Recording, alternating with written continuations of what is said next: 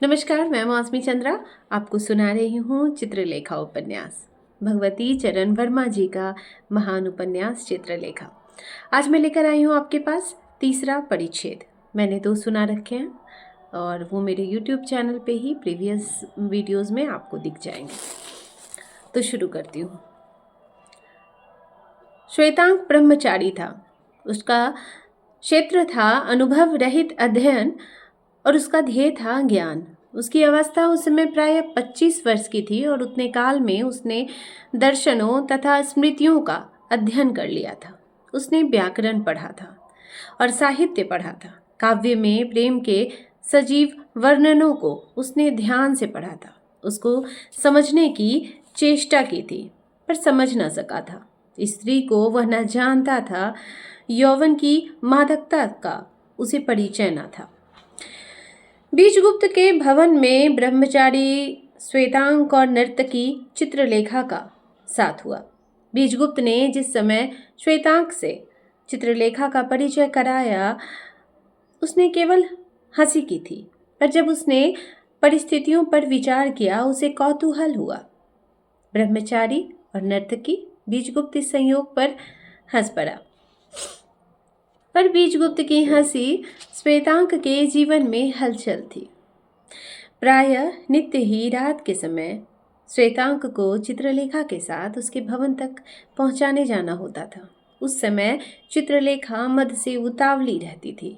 चित्रलेखा की आंखों की मस्ती श्वेतांक के हृदय में एक प्रकार का कंपन उत्पन्न कर देती थी। स्त्री और मदिरा तेल से भरे दीपक की प्रज्वलित ज्योति थी, जिसके चारों ओर श्वेतांक एक पतंगे की तरह चक्कर काट रहा था। श्वेतांक जिस समय चित्रलेखा की ओर देखता था एक विचित्र प्रकार के सुख का अनुभव करता था। और वह सुख क्या था? अज्ञात चाह का कंपन। जिस समय चित्रलेखा की अधखुली मस्त आंखें श्वेतांक की आंखों से मिल जाती थी उस समय श्वेतांक पागल की भांति झूमने लगता था। बीजगुप्त के भवन में श्वेतांक की गणना बीजगुप्त के छोटे भाई की तरह होती थी। बीजगुप्त के सेवक श्वेतांक को अपनी ही कोटि का न मानते थे। वे बीजगुप्त की भांति श्वेतांक को अपना स्वामी समझते थे। भोग विलास के समस्त साधन श्वेतांक के सामने उपस्थित थे। नगर के प्रभावशाली व्यक्तियों से उसका परिचय हो गया था। एक गहरे अंधकार से निकलकर श्वेतांक के एक आलोकमय संसार में आ गया था। इसलिए अपनी स्थिति पर वह स्वयं भी विश्वास न कर सका, पर धीरे धीरे वह परिस्थितियों के अनुकूल होने लगा। उसे अनुभव हुआ कि वह संसार में ही है और पाप और पुण्य के बीच में है। वासनाओं का उसके चारों तरफ जमघट है। उसको यह विदित हो गया कि वह संसार की लहरों में बह रहा है। उस दिन बीजगुप्त कारणवश बाहर चला गया था।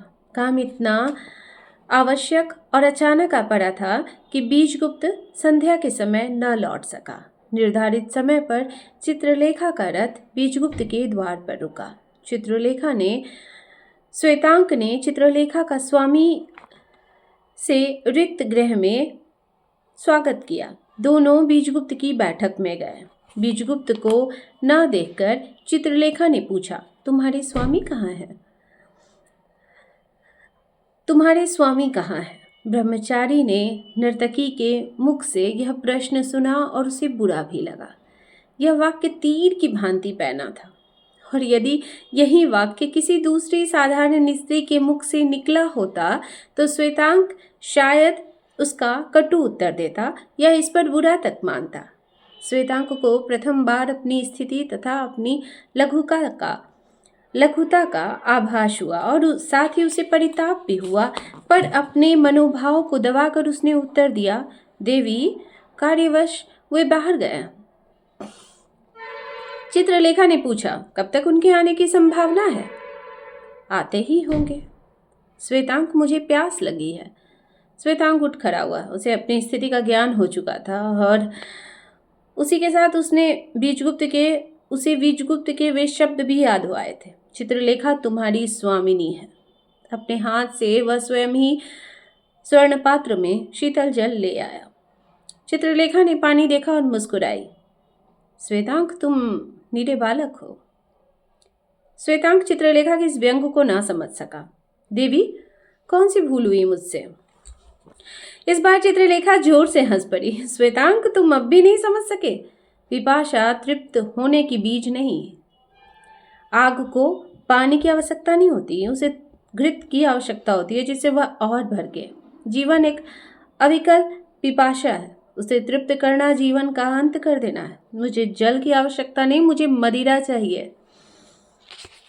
श्वेतांक इस उत्तर से चकित हो गया। बात कितनी भयानक थी पर कितनी तर्कपूर्ण थी।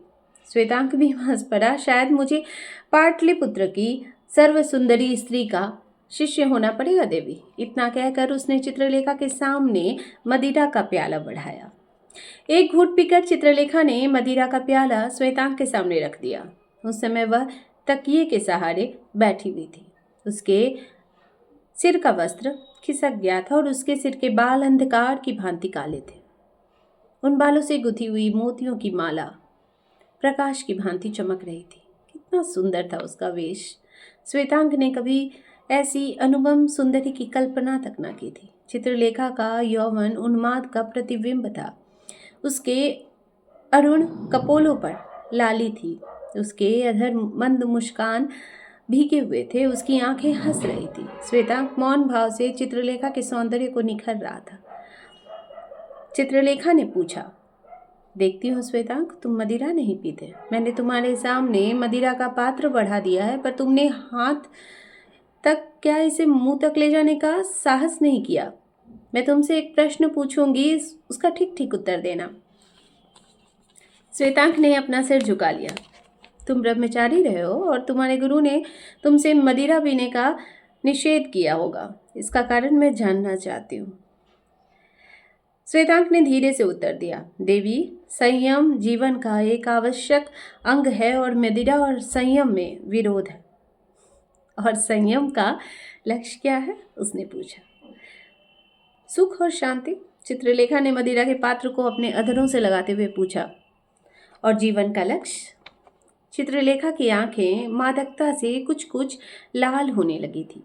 श्वेतांक ने चित्रलेखा के स्वर में एक प्रकार के संगीत का अनुभव किया। उसके वार्तालाप में चित्रलेखा का कविता का उसने उत्तर दिया। जीवन का लक्ष्य, सुख और शांति, यहीं पर तुम भूलते हो ना युवक। चित्रलेखा संभल कर बैठ गई। सुख, तृप्ति और शांति, अकर्मण्यता पर जीवन अविकल कर्म है, न बुझने वाली पिपाशा। जीवन हलचल है, परिवर्तन है, और हलचल तथा परिवर्तन में सुख और शांति का कोई स्थान नहीं। इतना कहकर उसने मदिरा का पात्र श्वेतांक के होठों पर लगा दिया।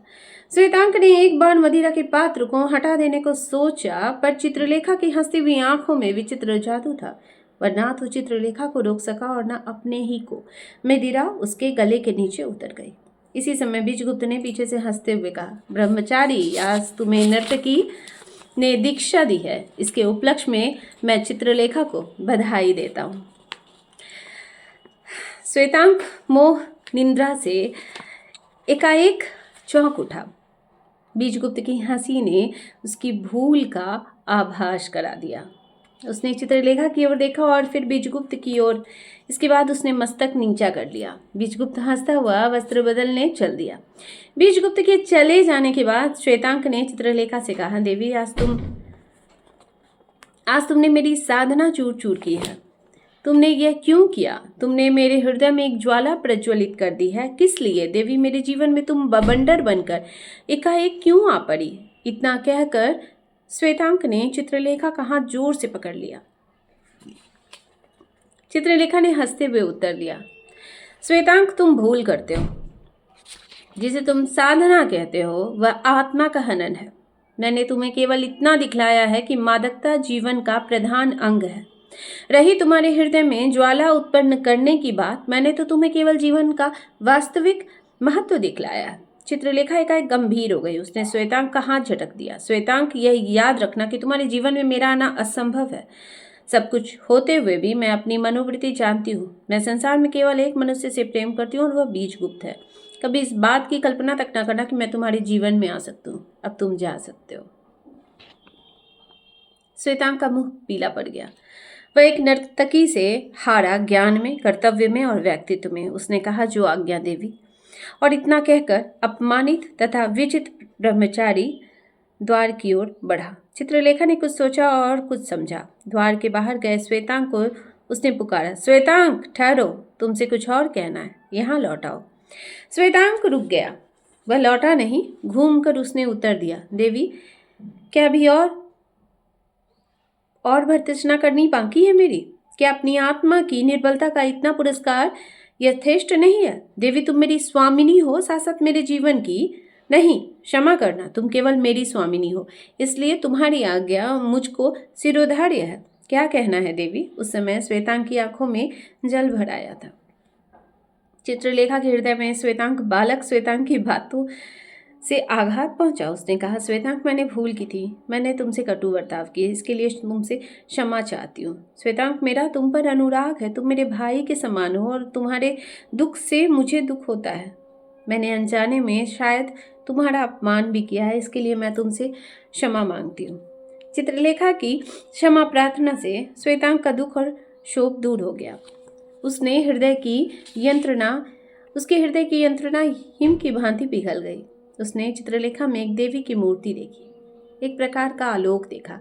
उसकी दृष्टि में अब चित्रलेखा नर्तकी न रह गई। उसे ऐसा अनुभव हुआ कि मानो उसका चित्रलेखा से पारलौकिक संबंध है। उसने कहा, देवी क्षमा याचना की कोई आवश्यकता नहीं, भूल मेरी थी और इस भूल का मुझे दंड मिलना चाहिए था। पर देवी तुमने मुझे दंड देने की जगह मुझ पर यह कृपा की है। तुमने मुझे डूबने से बचाकर मुझ पर कितना अनुग्रह किया है, ये मैं नहीं कह सकता। तुम मुझे क्षमा करना देवी। इतना कहकर श्वेतांग भवन के बाहर चला गया और चित्रलेखा मूर्ति की भांति निश्चल खड़ी रह गई। अनजान में एक अबोध बालक को उसने अपने यौवन की मादकता का शिकार बनाया था, इस पर उसे दुख था। श्वेतांग सीधे बीजगुप्त के पास पहुंचा। पहुंचते ही वह बीजगुप्त के चरणों में गिर पड़ा। उसने केवल इतना ही कहा, स्वामी मुझे दंड दें। बीजगुप्त श्वेतांग के व्यवहार से चौंक उठा। उसने श्वेतांग को उठाकर पूछा, श्वेतांग क्यों, क्या बात है? श्वेतांग ने भर्राए हुए स्वर में कहा, स्वामी मैंने आपके द्वारा आपके साथ विश्वासघात करने का अपराध किया। मैंने उस स्त्री से प्रेम करने का अपराध किया जो आपसे प्रेम करती है और जिसे आप प्रेम करते हैं, और साथ ही जो मेरी स्वामिनी है। बीजगुप्त सब कुछ समझ गया। वह मन ही मन मुस्काया। श्वेतांग तुमने यह कैसे जाना कि वह स्त्री ही मुझसे प्रेम करती है? उसने मुझसे स्वयं ही यह कहा है। श्वेतांग के ऊपर मदिरा का प्रभाव हो गया था। उसने अपने शरीर में एक प्रकार की स्फूर्ति का अनुभव किया। आज मैंने उसके हाथ से मदिरा पीकर अपने संयम को तोड़ दिया, और यह इसलिए कि जिस स्त्री से मैं प्रेम करता हूँ उसके हाथ की मदिरा को मैं अस्वीकार न कर सका। कृत्रिम गंभीरता धारण करते हुए बीजगुप्त ने कहा, श्वेतांग यदि वह स्त्री तुमसे यह न कहती कि वह तुमसे प्रेम करती हो, यदि वह तुमसे आत्मसमर्पण करने पर प्रस्तुत हो जाती, तब तुम क्या करते? कुछ देर सोचकर श्वेतांग ने कहा, शायद मैं स्वामी से क्षमा याचना न करता और स्वामी के साथ विश्वासघात कर एक गुरु अपराध कर देता। बीजगुप्त ने श्वेतांग की पीठ पर हाथ फेरते हुए कहा, श्वेतांग मुझसे क्षमा याचना करने की कोई आवश्यकता नहीं। तुमने जो कुछ किया उसके विपरीत तुम्हारी परिस्थितियों में दूसरा मनुष्य नहीं कर सकता। तुमने जो कुछ किया वह उचित किया, और जो कुछ करते वह भी उचित करते। उसमें तुम्हारा बिल्कुल दोष ना होता। दोष होता केवल परिस्थितियों का। पर मैं तुमसे प्रसन्न हूँ। तुमने अपराध किया, पर तुमने जिसके प्रति अपराध किया था उससे अपना अपराध कहकर अपने अपराध को तुमने धो दिया। तुम मुझसे सत्य बोले और यही तुम्हारे लिए उचित भी था। रही मेरे साथ विश्वासघात करने की बात, वह श्वेतांग तुम भूलते हो।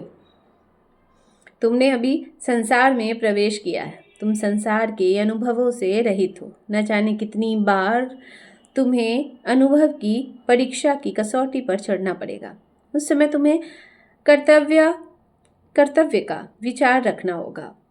इच्छाएं प्रबल रूप धारण करके तुम्हें सताएगी और तुम्हें उनका दमन करना पड़ेगा। यहीं पर तुम्हारी आत्मशक्ति की परीक्षा होगी। विजय और पराजय का क्षेत्र संसार है, निर्जन नहीं है। श्वेतांक रो रहा था। उसने उत्तर दिया, स्वामी यह सब करूँगा पर इस अपराध का दंड मिलना चाहिए। बीजगुप्त ने श्वेतांक के सिर पर हाथ रखकर कहा, रोते क्यों हो? इस अपराध का दंड चाहते हो पर अपराध तुमने किया ही नहीं, फिर दंड कैसा? अपराध कर्म में होता है, विचार में नहीं। विचार कर्म का साधन मात्र है। फिर भी यदि दंड चाहते हो तो मैं तुम्हें सबसे कठिन दंड दूंगा, और यह दंड यह होगा कि तुम्हें नित्य की भांति भविष्य में चित्रलेखा को उसके महल तक पहुंचाना होगा। तो तीसरा भाग आज यहीं तक। अगली बार फिर मिलती हूँ चौथे परिच्छेद के लिए, और तब तक आप बने रहिए मेरी चित्रलेखा उपन्यास के साथ।